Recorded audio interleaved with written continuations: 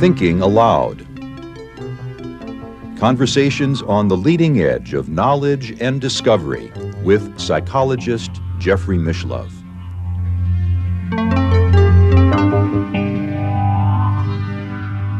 Hello and welcome. I'm your guest host, Emmy Vadnais, filling in for Jeffrey Mishlove. Our topic today is meaning and coincidences. My guest is Dr. Bernard Beitman, who's been a guest on New Thinking Aloud a previous time. He is a visiting professor at the University of Virginia and is the former chair of the Department of Psychiatry at the University of Missouri-Columbia. He has edited 2 issues of Psychiatric Annals that focus on coincidences. He is the founder of the Coincidence Project, a global initiative cultivating worldwide use of coincidences, synchronicity, and serendipity. He is also the host of the podcast, Connecting with Coincidence. He is author of dozens of books, including Connecting with Coincidence, The New Science of Using Synchronicity and Serendipity in Your Life, and Meaningful Coincidences, How and Why Synchronicity and Serendipity Happen. Dr. Beitman is based in Charlottesville, Virginia, and now I'll switch over to the internet video. Welcome, Bernie. It's such a pleasure to have you back with us on New Thinking Aloud today. Thank you very much, Emmy. It's great to be here. I'm glad we've had our previous conversations too. You have been experiencing coincidences and synchronicity all the way back to the time you were 9 years old. Can you share how you got into studying this and even conducting formal research on coincidences and synchronicities? Yeah, I was a boy with a dog named Snapper, and my parents let me name him. And I loved that dog. I mean, I was a lonely boy, and he was the best friend I ever had. And we did stuff together. And I came home one day from school. I was about 8 or 9, and riding on my bike, and rode into the front yard. And I said, "Hey, Ma, where's Snapper?" She was standing in the front porch. And she said, "I don't know. Why don't you go to the police station? Maybe they know." Which I found, in retrospect, kind of funny, but that's what she told me. So I got back on my bike and rode back towards my elementary school. This was in Shaker Heights, Ohio, and went across the blacktop where we played baseball and got to the big street called Van Aken Boulevard. And I'd never crossed it before, but I knew the police station was across Van Aken. So I crossed the big street and parked my bike at the bottom of the stairs of the police station and walked up the first stairs, and then the long walk to the other stairs, and then the big doors. I pushed the doors open and walked in, and there was this big desk with this big man sitting behind the desk. And I looked up at him and said, "Have you seen my dog?" And he said, "Sorry, son, have not seen your dog." And I started crying, and I walked back down the first set of stairs and the walk back to the second set of stairs, and still crying, and got on my bike. And instead of going across the big street, I was crying. I wasn't paying attention. I just kept going along the sidewalk on the big street, and I looked up, and there was a dog coming. He walked a lot like Snapper. Was that Snapper? It was Snapper. It was Snapper. So we got together. He jumped up on my legs, and if he could have talked, he would have said, "Where have you been?" That's what it sounded like he said. And so we went home. And that was like so amazing and so important to me, because coincidences like this are very meaningful. A lonely boy lost his dog, wanted to have his dog back. Now, Snapper had to make 4 turns to get to meet me. I just had 1 turn to meet him. And there we were. And I kind of wondered somewhere in my child brain about that, but I was more just happy, really happy to have found him. And that tuned me into coincidences. I had a lot more of them after that. There were ones like in 6th grade, we moved to Wilmington, Delaware, and I was new, obviously, and I'd come from a Shaker Heights high school where they had student council elections, and I watched the way they ran their campaigns at this Moreland school in Shaker Heights. And so I liked it. I liked the way they did it. So I ran a campaign for president of student council, which was the first year they were having a president of the student council, any student council. It was the first year they were having that idea take place. And I ran a successful campaign. One of the things I had learned in Cleveland was to have a poster, put the poster on the wall. And the poster was folded in half. So you had to open it. So on the front of the poster, it said, "Open this poster and you will see who is voting for Bernie B." So you open the poster and there's a mirror.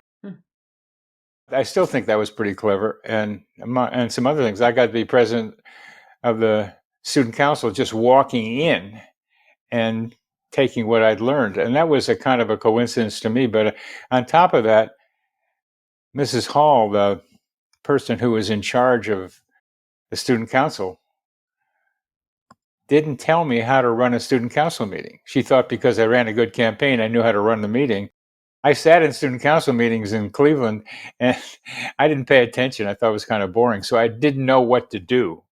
So I sat there. What do you do? I don't know what happened after that. But what was funny to me, looking back, was our class put on The Wizard of Oz as a puppet show. And somehow I got assigned the puppet of The Wizard of Oz.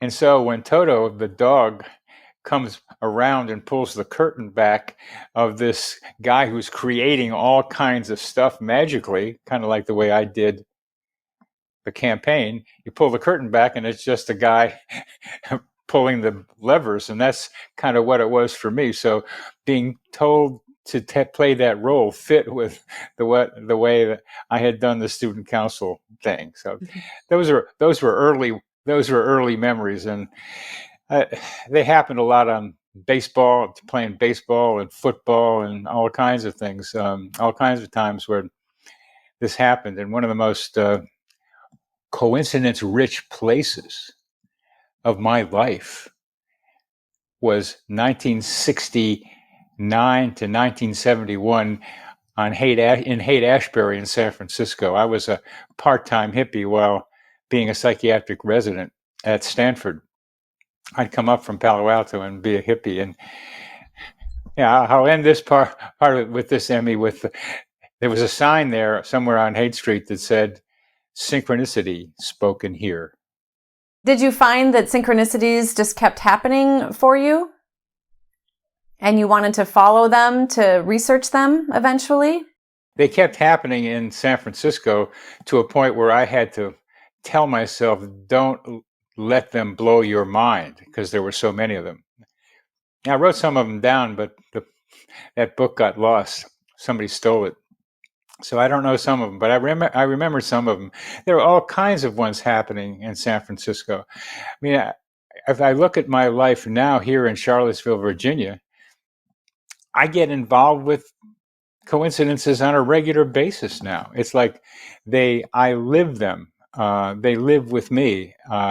Part of it's awareness, and part of it is something else, because I have become known as Dr. Coincidence.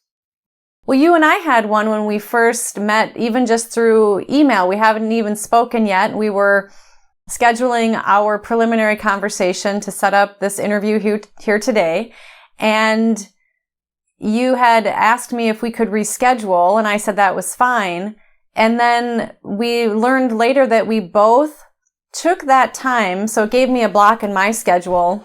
Of course, I could have worked and done something else, but I thought, wow, I've been working a lot. I'm going to go ahead and play with a friend. So I got together with a friend, and you got together with a friend, and then we discovered that we both were in water. We went swimming and played and splashed around in water with our friends.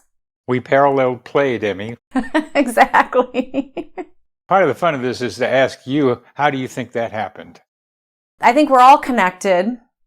You mentioned a term, psychosphere. I definitely do believe that we're all connected, and that when we have maybe more like-mindedness, or perhaps when there's some connection we're meant to have, we align with each other. And these coincidences or synchronicities, and I want to kind of get into the definitions a little bit more with you in a moment, can perhaps let us know that we are in sync and on the right path with what we need to be doing? Yeah. I'm the founder and president of the Coincidence Project. And people can look for the website. It's going to come up. It'll be up soon. The Coincidence Project vision is to illuminate the invisible currents that connect and unite us. And what we just experienced, you and I, is an invisible current that connects us and now is uniting us in this conversation. And in the psychosphere, the psychosphere is, in my view, our mental atmosphere. It's like very similar to air and how we breathe in and breathe out. Breathe in oxygen, breathe out carbon dioxide. We do something similar with the psychosphere, which is made up of energy and information. Energy, information. So we breathe in kind of metaphorically and breathe out energy and information. And each of us, in doing that, puts out feelings, ideas that may reach to someone else also doing the same thing. So because you and I were on a line to come together, the elements of the psychosphere that represent Emmy and represent Bernie were starting to come together already. And having this coincidence is with us both in water tended to demonstrate that we were coming together and connecting. Yeah, and we weren't just in water. We were both taking time to play, and we weren't by ourselves. We were both with friends. Yeah. So we were mirroring each other, and this idea of mirroring is so important. We have mirror neurons for some reason. They're in our heads, they're in our brains. Our mirror neurons mirror in our own mind what somebody else is doing. So if somebody else is eating something, that we might also have an experience of what it might be like to be eating what that person is doing, or we copy people on a regular basis. Well, underneath all that, there's also this mirroring each other in terms that coincidences tend to reveal. So how do you differentiate between a coincidence, a synchronicity, and a serendipity? Because some people listening might think, well, a coincidence is just sort of two things happening that don't really have any significance. But you're suggesting that coincidences can be quite meaningful. That's the title of my new book, Meaningful Coincidences. And the long title is Meaningful Coincidences, How and Why Synchronicity and Serendipity Happen. So meaningful coincidences include both synchronicity and serendipity, as well as seriality, and as well as what I'm calling simulpathity, the experience of the pain of a loved one at a distance, which sounds like, really? But yes, my weird coincidence survey indicated that people regularly experience the pain of a loved one at a distance. And for me, it was experiencing the inability to stop choking.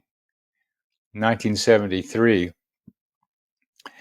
Couldn't stop choking, and finding out at the same time, 3,000 miles away in Wilmington, Delaware, I was in San Francisco, my father was choking on his own blood and dying. So I was experiencing his pain around the same time he did. And that's simulpathity, which a lot of people also experience, which is kind of an odd thing to believe. But one of the purposes of the Coincidence Project and what I'm doing is to help break our fairly rigid views of reality, which science has gotten into laws about how things should work. And the part of the way that works is by paying attention to the differences between meaningful coincidences, synchronicity, and serendipity. Now, what are the differences? Well, the similarities are that they are both meaning, or they are all meaningful coincidences. And when you talk, Emmy, about coincidences, you have to pay attention to the adjective you use. Just a coincidence, merely a coincidence, only a coincidence is the usual way some people think about coincidence, that they don't matter. They're just random events. Mm-hmm. When you add meaningful coincidences, when you add meaningful in front of that word, you have a whole different thing. They have something is important to you. It's meaningful to you. It has some value to you. And that's what I am studying in the meaningful coincidence. But first, what's a coincidence? Yes, it's the coming together of two apparently unrelated by cause events in a surprising and unexpected way. They come together and you can't explain it, but you kind of have a sense maybe there is an explanation, you just can't find it. Just like the way you and I went swimming around the same time. There's something else there. Well, you divide up the meaningful coincidence group into synchronicity and serendipity, and it's so important to me. I don't know if it's important to you and our viewers. Jung never used the word synchronicity to apply to meaningful coincidences. He used the term meaningful coincidence. Jung used the term synchronicity to describe an acausal connecting principle.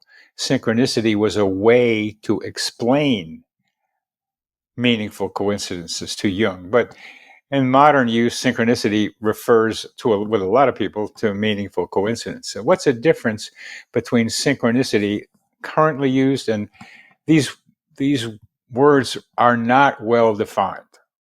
In my book, you can see the cover in the back behind me.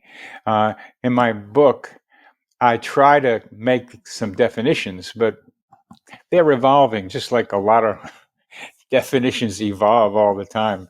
Like the word perfect used to mean you got 100 on a test. Now it doesn't mean that so much anymore. It's a much looser definition. So words evolve. Right now, synchronicity probably applies more to interpersonal and spiritual coincidences. And funny thing to me is that it's much more popular in the United States and probably Australia, synchronicity is, than it is necessarily in Europe. Europe, serendipity tends to be the popular word. And the difference is that many of the people in the serendipity business are academics studying with like data serendipity. And what they tend to mean by serendipity is usually about an action that produces an outcome.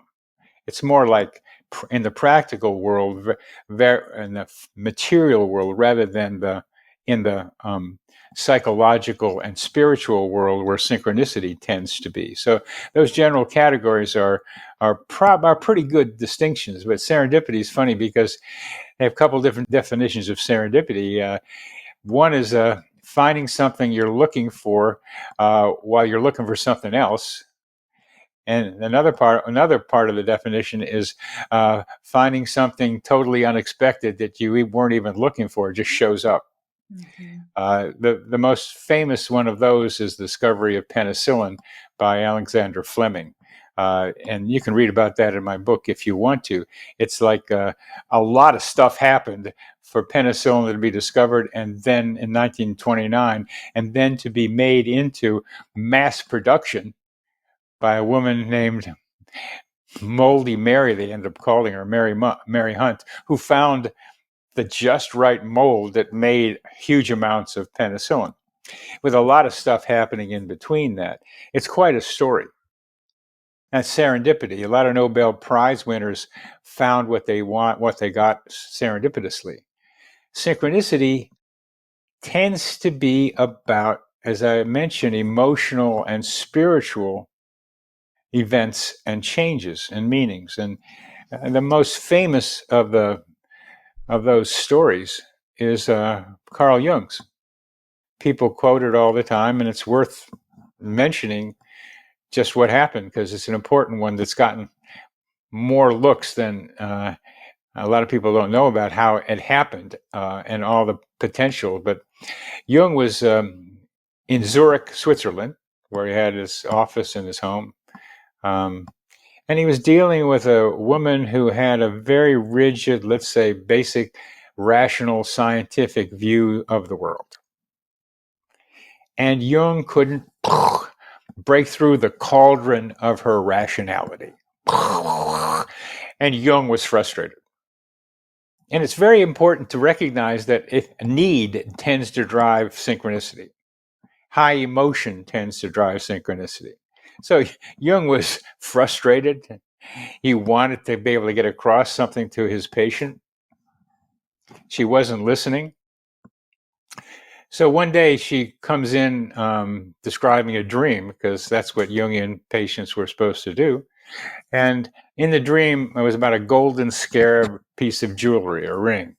And a scarab is a beetle-like insect.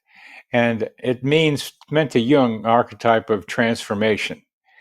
So she tells him this dream about the golden scarab, and Jung hears like Santa Claus tapping on his window pane. Pup, pup, pup, pup, pup, pup. He opens the window and he pulls out the Swiss version of a scarab beetle. It's called it's a rose something or other that is very much like the scarab. And what most people don't know is that these rose beetles fly around the Zurich area in the spring looking for roses. So there were a lot of them out there. And I think Jung might have known what was out there, at least had a good chance to know what was out there. But the story is usually told, and I heard this recently, and there were not supposed to be any beetles around, and there it was. Well, there were some around. So Jung had some idea about it, I think. And he got this beetle and showed it to the woman and said, "Here is your scarab." When you get a coincidence like that puts together what's out there with what's in your mind, it often blows your mind, which means it changes or has the potential of exploding your basic thoughts about how reality works. Because how did that happen? So Jung said, well, it really changed the course of therapy, and she got better. But he didn't describe any of it. Well, Eric Wargo went back and looked at what might have happened, and the woman patient, he got her name, was very good at precognition. So it's, from Wargo's perspective, the woman was able to predict that Jung was going to get that Rose Schaefer into her future, and she dreamed that he would. And so it was a precognitive dream that she had something to do with. One of the other parts of this is it often gets lost that Jung made this coincidence happen. He went to the window and presented it to her. You presented it to her. You usually don't get somebody intervening as an intermediary to make your coincidence happen. So there's a lot of other elements to the story, but this story is the most quoted and deserves to be analyzed because it's so interesting. Yeah, some say the future has already happened and we are living it out. You mentioned a term simulpathy. It sounds like that might be similar to telepathy. Absolutely, Emmy. Absolutely, because if you take apart the word telepathy, it means tele, which is at a distance, pathy, which is feeling of some kind, emotion, pain.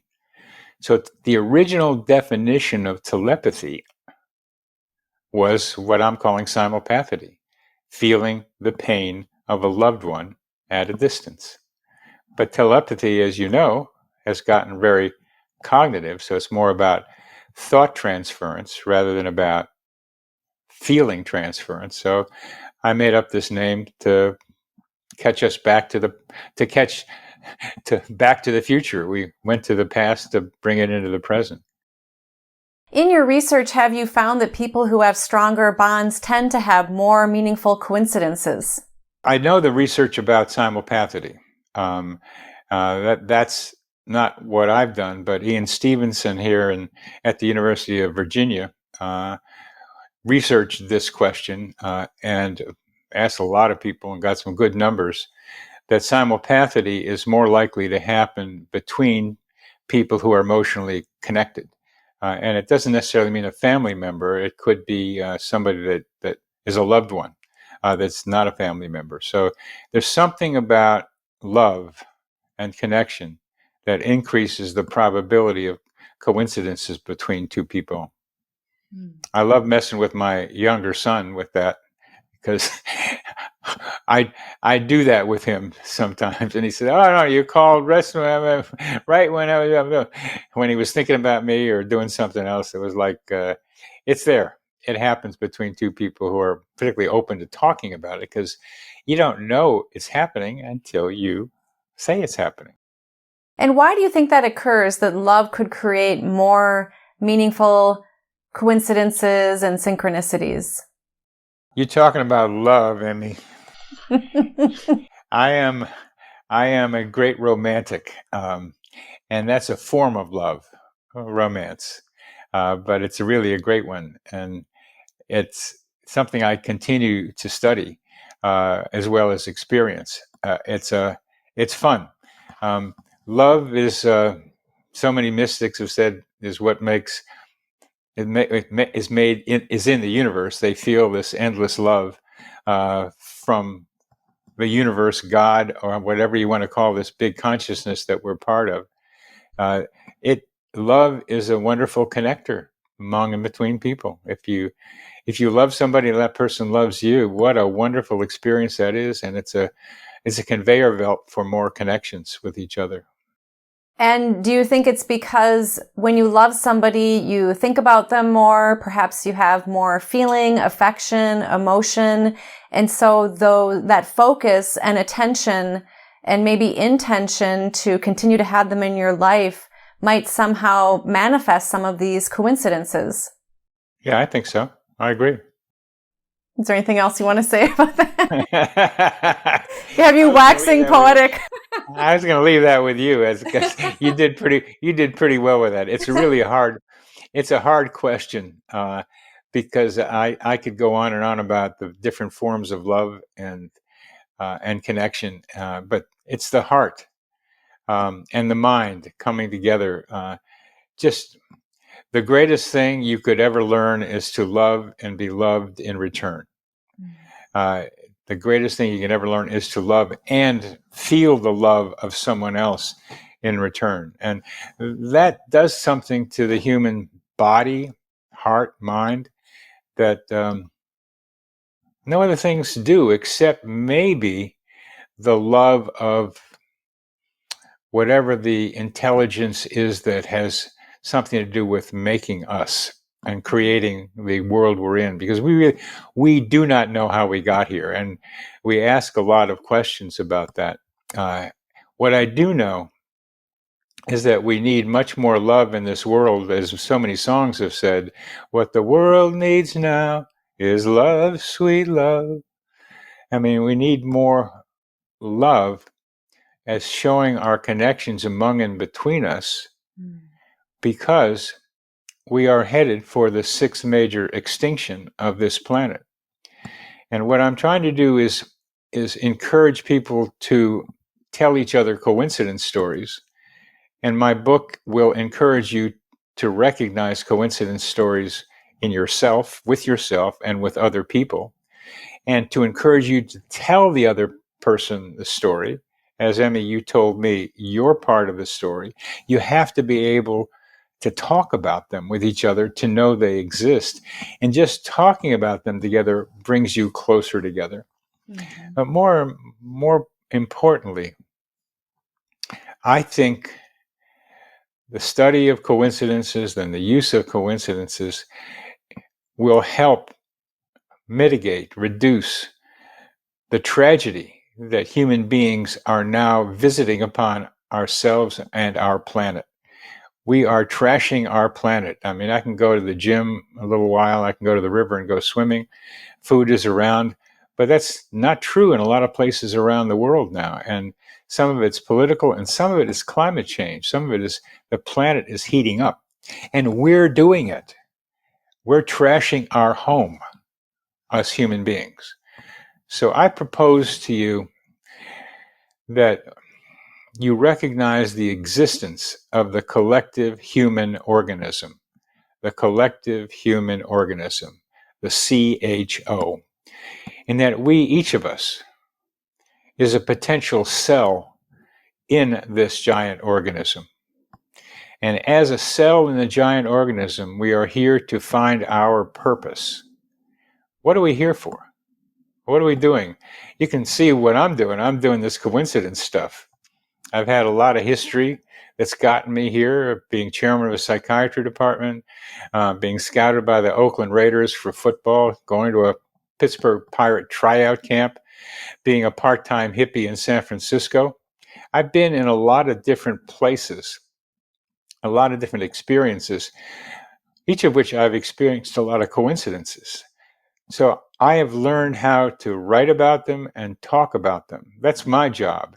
And part of my job in this collective human organism is to encourage you to tell each other coincidence stories so that you will find more readily your purpose, what you can do to contribute to the collective human organism in a way that helps reduce the tragedies that we are now creating for ourselves and which seem to be increasing in frequency. And as you find your purpose, you also find a way to connect with other people so that the cell that you are is a part of a whole cellular structure that is coordinating with the whole to do something different from what we are doing now. These coincidences can help us to understand that we're more connected maybe than we sometimes realize. And that we can work cooperatively together versus fighting each other. Yep. And that's a tough one. I mean, how do you get people to work cooperatively with each other? You're the psychiatrist, Bernie. And so people have said that to me many times. You're the psychiatrist. I should know something. Hey, I'm in this business of psychiatry because I don't know something, which is like how to get along with people. I mean, that is how do you get along with each other? There are so many conflicts. I have had the pleasure of knowing what it's like to be canceled. Somebody who I thought was a really good friend of mine canceled me. No, I was ghosted. And we had such a good time with each other. And I did a little something, hit the tripwire, and it was gone, and she won't talk with me about it. That's what's going on out there. I've talked to other people about that too. They're so easy to throw people away when you've had a good time with each other. So you have to learn to be able to stop and talk about it. Another person at dance got really mad at me when I was trying to compliment her, and she misunderstood me. And I had to leave because the intensity was too strong of her anger at me. For those of you who are interested, she's a Scorpio, and I'm just a Pisces. So I had to leave. To her credit, she emailed me and said she didn't like getting so angry. And I got a chance to tell her what I was intending. And so we were able to hug really nicely after when I saw her again. To be able to talk about it, which the first one didn't do, requires something called meta communication. Meta meaning about, communication. It's two people talking about communication together. And to be able to talk about coincidences together the way you and I did, Emmy, is the building of a relationship in which you're able to talk about what is going on between the two of you. Well, a sun sign Scorpio is likely going to give you the truth. So thank goodness for that. And there are, of course, many reasons that people shut down or retreat or feel like they need to protect themselves for some reason. Yeah, and then you hit tripwires, especially these days, that throw people off. So yes, I'm a psychiatrist, but I'm not just a psychiatrist, Emmy. I've written 2 books on psychotherapy and gotten 2 national awards for my psychotherapy training program based on one of those books called Learning Psychotherapy. And the reason I do this is because I'm still trying to figure out how relationships can be improved, because we don't do very well as people with relationships. So I try to become maybe a psychotherapist for the collective human organism. That's the role that I'm beginning to see myself playing. But we have to keep in mind, though, this question. How many psychiatrists does it take to change a light bulb? Only one, but it has to want to change. And I don't think we have much in the CHO, the collective human organism, of wanting to change. And somehow we have to do motivational interviewing, which could take the place of multiple catastrophes for people to pay attention. But the funny thing is that the arrogance and narcissism of a good many people has them believing that it won't happen to them. What's happening to other people, they'll be fine somehow. Mm-hmm. It kind of reminds me of a old story where a couple is talking. They're kind of on the older side. The couple is talking, and he says to her, "When one of us dies, I'm going to Paris." So he's not going to die. She's going to be the one to die. And a lot of us have that idea that I don't have to do anything any different.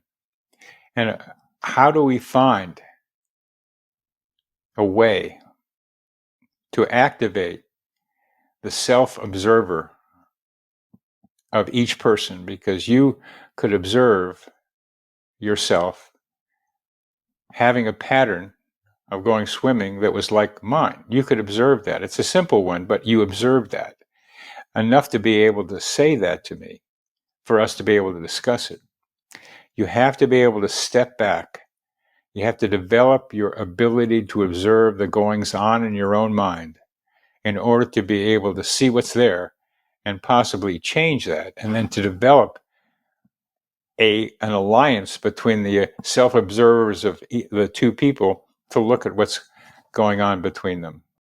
Yes, being more aware and also listening to each other. I had a meeting the other day that could have been full of conflict, but I could have argued with them and put out reasons why I was upset, but I just decided to soften myself, to listen, and to hear what their good intentions were, because they wanted to share and be heard. And I learned that, and these are tenets, I believe, in nonviolent communication, that by listening to them, which is why I'm so grateful to be a guest host here with Jeffrey Mishlove, and I know you have a podcast as well, as I think it's so important to have conversations and listen to each other and really hear what each other is saying, because when a person feels heard, it can help soften them to you and you can come together more. Yes. Amen, sister. I mean, you're right. We don't get enough of that being listened to thing going on. Yeah. Listening to somebody else is a skill you develop to learn how to feel with the other person, not just hear it. You're right. We got to be able to do that. For those listening who maybe are questioning if they've had any meaningful coincidences, or maybe they're thinking, well, maybe it was a coincidence, but it could have just been a coincidence, like it didn't really have any meaning, and they maybe want to have more of these experiences. Is there anything you can recommend for them to have these good feeling experiences? Yeah. Listen to my podcast. Watch my podcast, because I talk with people who come at coincidences in lots of different ways. It's called Connecting with Coincidence. And read my book, Meaningful Coincidences. But the best way to do all that after you do that is to tell each other coincidence stories, or even ask somebody, what coincidences have you had recently? And the funny thing is, some people will tell you they've had some, but nobody asks them about it. So they don't get a chance to talk about it. And some of the people in the Coincidence Project are really good at asking people, have you had any coincidence lately? So if you want to have coincidences happen, if you want them, they're already out there happening. You got to believe they're happening. And not only that, you got to believe that they might be useful. Not only that, you might have to believe that they can be fun. I mean, there are certain beliefs that are important to answering that question. And the belief that they're out there happening is where it starts. And then the willingness to take an event of your mind and connect that with the event outside of your mind by recognizing the similarity in their patterns, that you have to do too. Mm-hmm. So a lot of people ask, what's the cause of coincidences? The cause of a coincidence is you bringing together two patterns at the same time in your mind.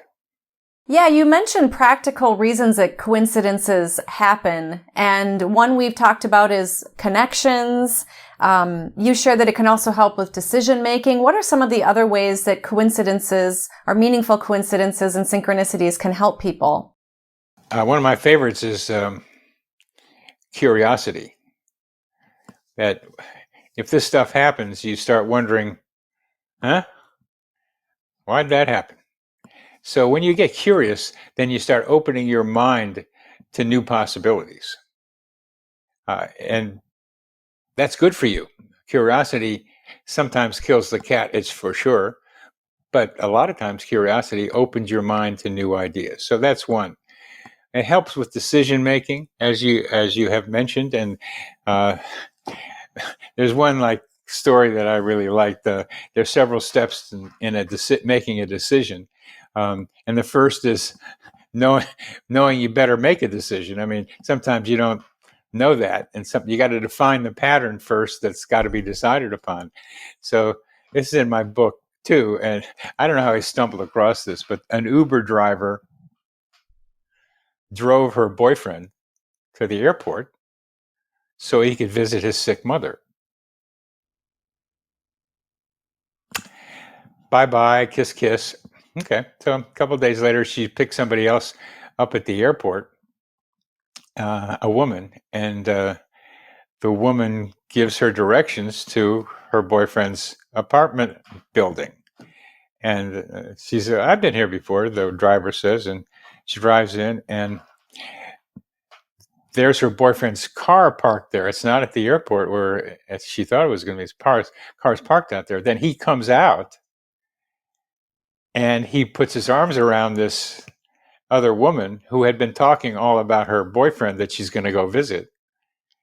And suddenly the Uber driver said, there's something going on around here. Maybe I better do something about it. So she broke up with this guy because he was cheating on her and she didn't know it. that coincidence of getting, I mean, I love that picks up somebody and takes them to the apartment of her boyfriend, the apartment building of her boyfriend. It's pretty amazing to me. And that coincidence obviously had her thinking and got her doing something about that relationship, which was, now I'm single, she says. Maybe in a way she orchestrated being the Uber driver for her boyfriend's girlfriend. Thank you for that, because I like to think about things going like that too. I think what we tend to see is people say it's God or the universe or it's random chance that makes these things happen. And we play a role in all this. And we have much more ability to know what's going on around us than we think. And so your suggestion that she showed up, the Uber driver, at the airport for just the right passenger so that she could learn this, is very consistent with the way I think these things happen. Right. And you mentioned that some people think it's just a law of probability all the way up on a continuum to that it could be God who is orchestrating this for them. Those are the two favorites. I got the data to show it. God, universe being the most favorite, random being the second. However, there are plenty of people who recognize they play a role in these things too. And so you end up saying, well, these guys say it's God and these guys say it's random. They both can't be right because they have 100% belief in their belief. So they both can't be right. I mean, at least on Earth, the way we think about things, they both can't be right. So in a way, they both have a contribution to what's right. There is plenty of mystery in coincidences. Like, how did the Uber driver actually find the right person? We don't know that. We're still learning it. There's parapsychological explanations for that, which we can talk about. And then random, every coincidence has a probability of happening. Mm-hmm. So there is a random quality to every coincidence. So this random, there's personal responsibility, which tends to get neglected. And there's God universe. Keep in mind that if you do random or you do God universe, you're saying that it's all random, it's done randomly, you have nothing to do with it. Same with God. It's all God's doing. You have nothing to do with it. And I'm saying you have variable amounts of contribution to your coincidences. Right. It's that internal or external locus of control. That's right. And we got some internal locus of control that is really fun to try to figure out. Yeah, go ahead and share a little bit about the parapsychological aspect to this. Finding my dog was the first one. And even the Uber driver could be a version of this. Getting to where I needed to be without knowing how I got there. I was just doing it. I was kind of an automatic. Well, Rex Stanford, a parapsychological researcher, came up with something called psi-mediated instrumental response. Well, that's a mouthful, you know. And he showed that somebody could, in a laboratory setting, create circumstances to get what they needed without knowing how they did it. You can read my book to see the details of Rex Stanford's experiments. But I call finding my dog and all kinds of examples like that, the Uber driver finding the right passenger, I call that human GPS. Very much like the GPS in our cars, that we have somehow a tracking capacity to know where the thing, person we want, we need is in three-dimensional time, space. And then we push the GPS button and we get there at get the right place at the right time. One of the most astounding examples of that was like one of our study patients, when she was a teenager, late teenager, drove her car out to a lake in the forest someplace and had her father's gun and was going to kill herself. So as she thought about what she was about to do, a car drove up right next to her. It was her brother. He'd never been to this place before. Didn't know she had their father's gun. So she said, "How'd you get here?" He said, "I don't know. I just felt like I needed to come here." Human GPS saved his sister's life. Yeah, he had a knowing, and you can hear that when people talk. They'll say things like, I need to get back on track, or I'm not on track. And so perhaps we have our own internal compass. Not perhaps. We do. Just have to activate it. And coincidences happen again in times of need. And here was their need. Times of life transition, known as life stressors, as well as high emotion. And those all fit that circumstance, and many others. And certainly with the Uber driver, it did too. Reading your book and preparing for this interview made me think about the coincidences in my life. And I really do feel that my life is full of them. In fact, it seems that almost every step, if not every step of the way, those meaningful coincidences they were meant to occur. Were meant to occur is kind of funny. That's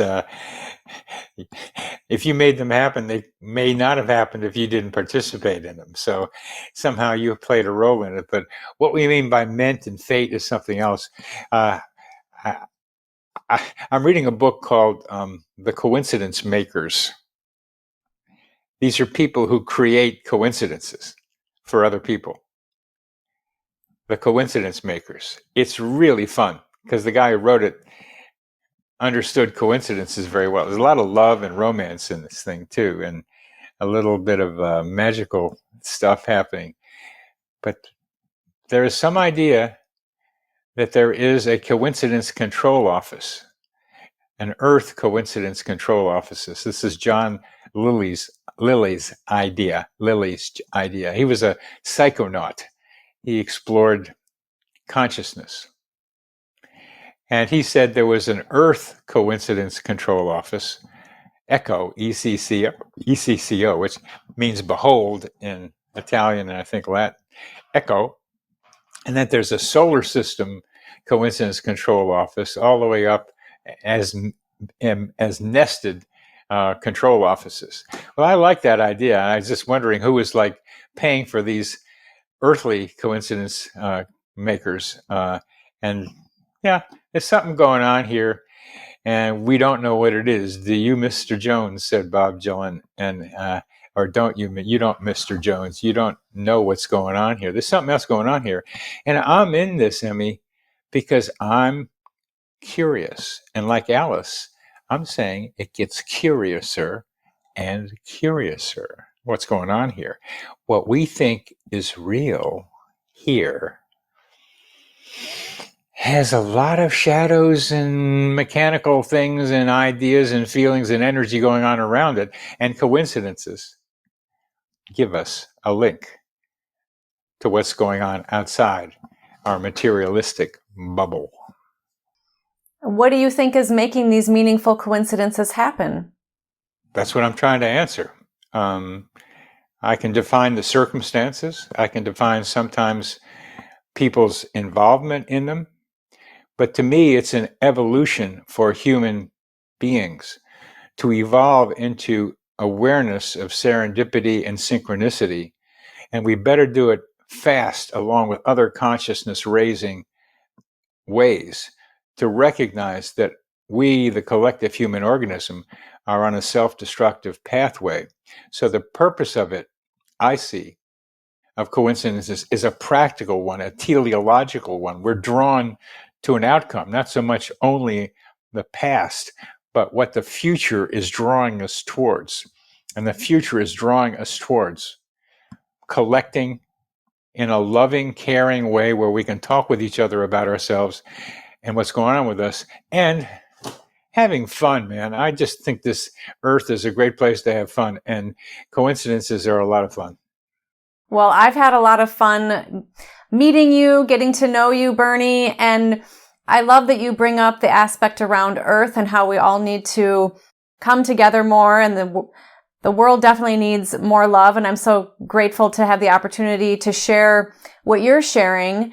And you also mention that the sun and the moon are a meaningful coincidence in that they seem to be the same size, even though they are 93 million miles apart. Yeah. Particularly when you see an eclipse, a moon coming in front of moon, solar eclipsing the sun. They appear to be the same size, but the moon and the sun are 93 million miles apart. How does it happen that these two floaters in our solar system look to be the same size? How'd that happen? We don't know. Anything's your guess. We don't know, but they are. And again, as a future cause, Emmy, rather than looking at the past, and there are guesses about how it happened. And one of my favorite is the moon was a piece of the Earth and went off and developed its own thing and started like going further and further away from Earth, and it's still moving away from Earth. But it happens that the moon looks at where it is and it's traversing away from the Earth. It got to a place where it's the same size from where we look at it now. So now, when we can look at the moon and sun, we see a coincidence. And that's a message to each and every one of us that coincidences are something we should pay attention to. Is there anything else you would like to share here today about meaning and coincidences? And one of the sections of the book talk about the psychosphere, my way of explaining coincidences. And there's a whole list of possible ways of explaining them, from Jung's Unus Mundus to thinking about chaos and complexity theory. Rupert Sheldrake has a place in all this with his morphic fields. There's all people have different pieces of the puzzle. I'm practical, and I like to be able to come up with practical explanations. But for me, the main driver is the future of humanity and the future of the life that's on this planet, not just people. We're just crowding everybody out here, but there are people out here, just like my dog was a person. And I talk with trees sometimes, and they got consciousness, those things, and other plants do, and other animals. I mean, there's a lot of consciousness running around out there besides us. We got to recognize that. I'm much more interested in the future of how coincidences can help the way we are functioning here on this planet. Dr. Bernie Beitman, thank you so much for all that you've shared with us here today. You really are giving all of us a lot to really consider and to become more aware of around meaning and coincidences. Thank you so much for being with me. You're very welcome, Emmy. I'm glad to meet you. And for those of you listening or watching, thank you for being with us.